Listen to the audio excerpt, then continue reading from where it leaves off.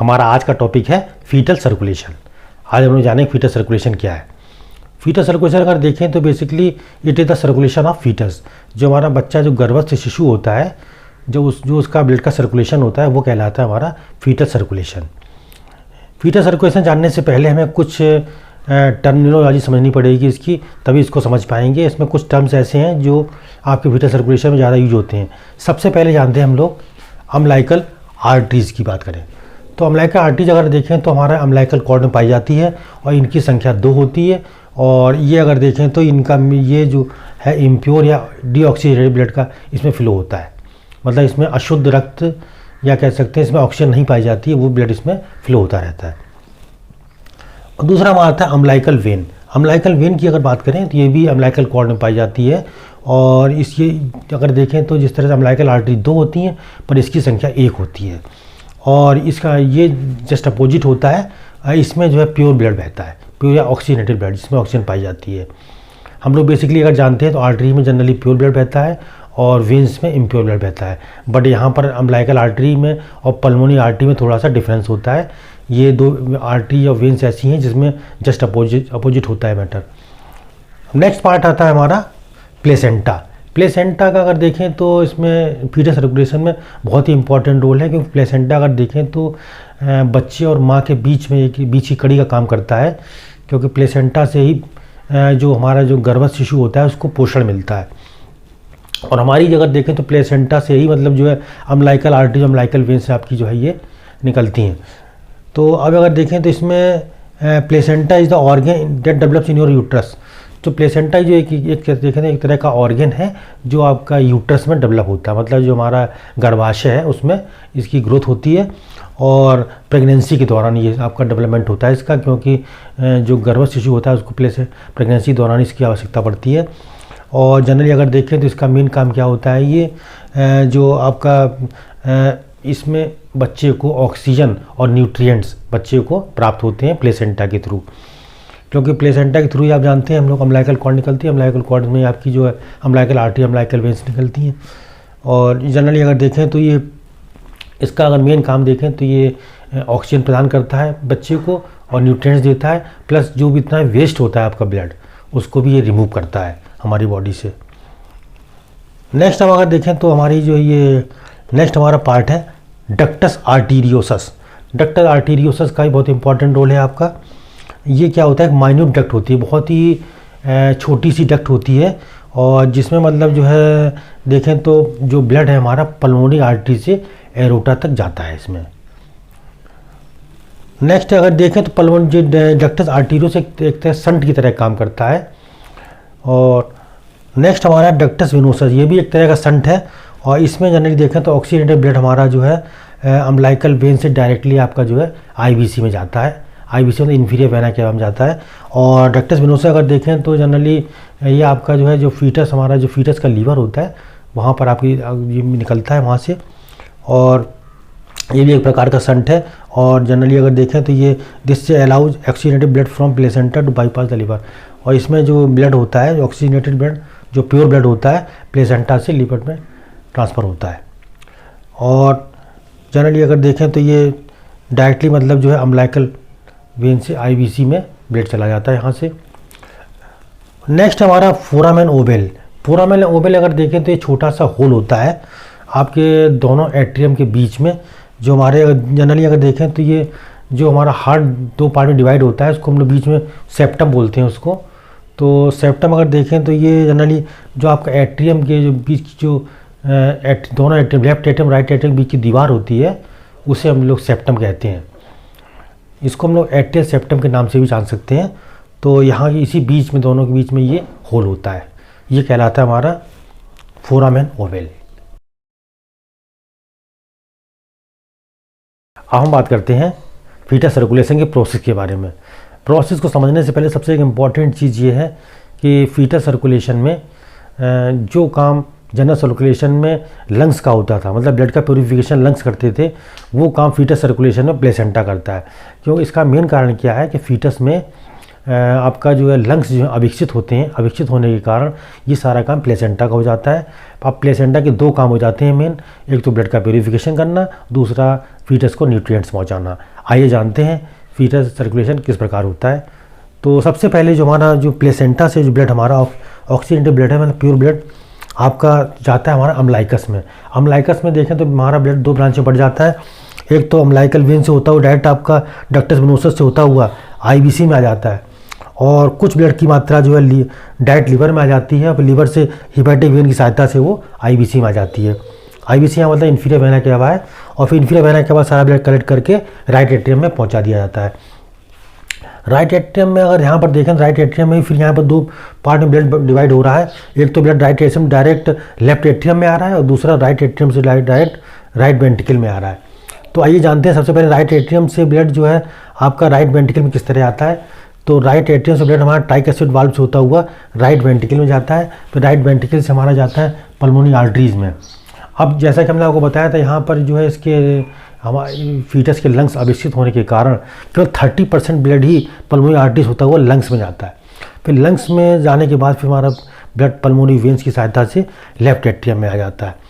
फिर left atrium से फिर आपका ब्लड जो है लेफ्ट वेंट्रिकल में जाता है, और लेफ्ट वेंट्रिकल डायरेक्ट आपका एरोटा में पहुँचा दिया जाता है। अब देखिए यहाँ पर 30% ब्लड की बात तो हो गई। अब जो 70% ब्लड होता है वो डायरेक्ट आपका जो है डक्टस आर्टीरियोस से होता हुआ एरोटा में आ जाता है। तो डक्टस आर्टीरियोस अगर देखें, जैसे हमने बताया, ये संट के रूप में कार्य करता है। ये पल्मोनरी आर्टरी और एरोटा के बीच में एक छिद्र होता है, जिसमें मतलब आपका ये आसानी से ब्लड आ सकता है। तो 70% ब्लड तो आपका जो है डक्टस आर्टीरियोस से होता हुआ एरोटा में आ जाता है, और 30% ब्लड जो है आपका वो आपका पल्मोनरी आर्टरी से लेफ्ट एट्रियम में आता है, लेफ्ट एट्रियम से लेफ्ट वेंट्रिकल में आता हुआ तो एरोटा में आ जाता है। अच्छा, फिर एरोटा से ब्लड होता हुआ सिस्टेमिक सर्कुलेशन के थ्रू आपका अम्लाइकल आर्टरीज होता हुआ और डीऑक्सीडेंट ब्लड हमारा प्लेसेंटा में आ जाता है। यहाँ पर ब्लड तो जो बात हो गई आपकी आईवीसी की हो गई, पर यहाँ पर कुछ ब्लड एसबीसी के द्वारा भी जाता है, सुपीरियर वेना केवा के द्वारा जाता है। सुपीरियर वेना केवा के द्वारा देखा आपका देखें तो हमारा सर और जो आपके जो अपर एक्सट्रीमिटीज होती हैं, मतलब हमारे ऊपरी पार्ट जो होता है, वहाँ से अगर देखें तो ये आपका ब्लड एसबीसी होता हुआ राइट एट्रियम में यहाँ पर कुछ ब्लड इसका भी आता है। जैसा कि हम लोग जानते हैं कि हमारे इसमें फीटस सर्कुलेशन 3 संट की हम लोगों ने बात की थी।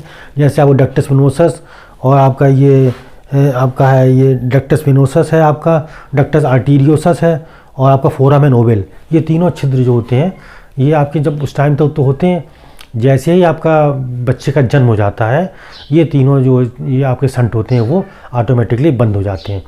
किन्हीं केसेस में ये बंद नहीं हो पाते हैं, तो उस केसेस में बड़ी प्रॉब्लम क्रिएट होती है। आप लोगों ने सुना होगा कि कहते हैं कि हार्ट में छेद हो गया है, तो वो एक्चुअली क्या होता है, ये जब आपका ये फोरामेन ओवल वगैरह जब ये बंद नहीं हो पाते उस कंडीशन को ये कहा जाता है।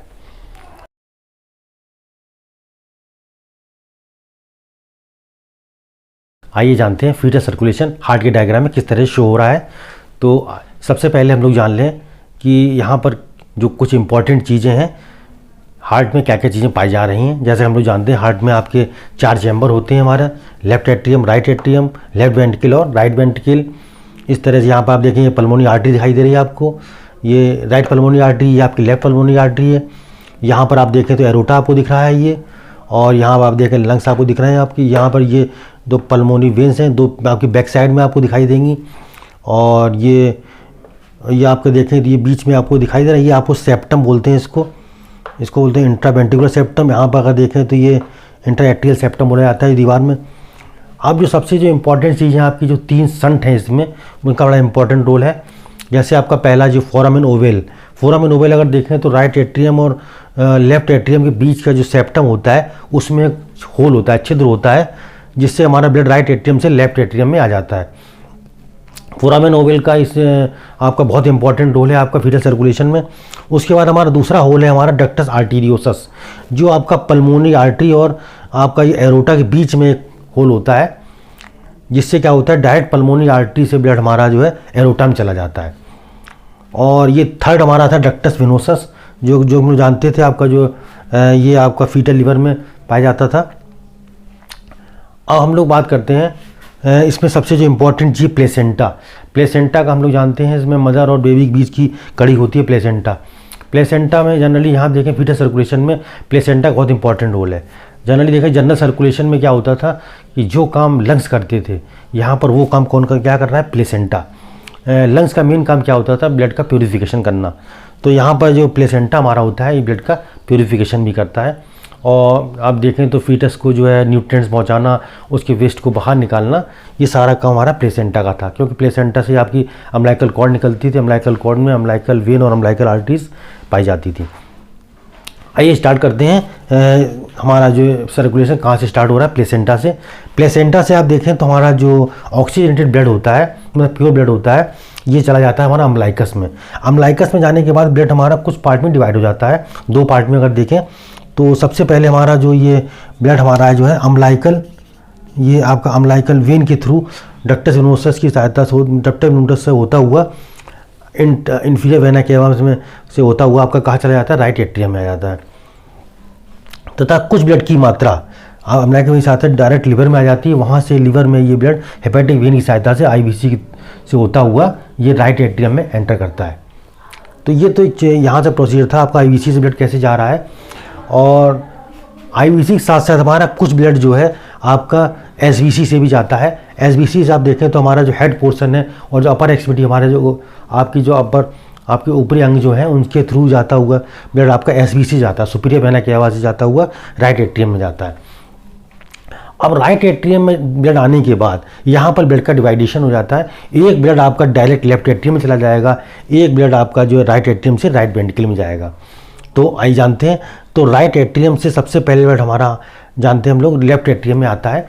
तो लेफ्ट एट्रियम अब आपको ये लेफ्ट एट्रियम में ब्लड आने के लिए उसको यहाँ पर एक फोरामेन ओवल होता है, जो राइट एट्रियम लेफ्ट एट्रियम बीच का जो होल होता है वहाँ से डायरेक्ट ब्लड आपका लेफ्ट एट्रियम में जाता है। लगभग तो 2/3 ब्लड आपका यहाँ से निकलता है। इसका मेन कारण मैं जैसे कि आपको बताया था, इसमें हमारे जो फीटस के लंग्स अविकसित होने के कारण ये सारी प्रक्रिया लेफ्ट एट्रियम में आ जाता है ब्लड। लेफ्ट एट्रियम में आने के बाद ब्लड हमारा लेफ्ट वेंट्रिकल में आ जाता है और लेफ्ट वेंट्रिकल से ब्लड हमारा डायरेक्ट आपका जो है एरोटा में चला जाता है। अब बात करते हैं, हम 1/3 ब्लड की बात करते हैं। जो 1/3 ब्लड हमारा था वो राइट एट्रियम से राइट वेंट्रिकल में आ जाता है। राइट वेंट्रिकल में आने के बाद फिर इसका देखिए अब 30% जो ब्लड है आपका ये पल्मोनरी आर्टरी से होता हुआ आपका लंग्स में चला जाएगा, लंग्स से फिर पल्मोनरी वेन्स में, फिर आ जाएगा लेफ्ट एट्रियम में, फिर लेफ्ट एट्रियम लेफ्ट वेंट्रिकल में और लेफ्ट वेंट्रिकल से भी डायरेक्ट आपका एरोटा में आ जाता है। लेकिन अब 70% ब्लड आपका जो है यहाँ से आप देखें तो राइट एट्रियम से जो आ रहा है ब्लड राइट वेंट्रिकल में, फिर राइट वेंट्रिकल 70% ब्लड आपका जो है पल्मोनरी आर्टरी से डायरेक्ट आपका डक्टस आर्टेरियोसस से होता हुआ, ये डक्टस आर्टेरियोसस आप देखें बीच में होल है आपका पल्मोनरी आर्टरी और ये आपका ये एरोटा के बीच में, फिर यहाँ डायरेक्ट आपका एरोटा में ब्लड चला जाता है। तो डायरेक्ट एरोटा में ब्लड यहाँ पर आ गया आपका पल्मोनरी आर्टरी, डायरेक्ट एरोटा में आ जाता है 70% ब्लड।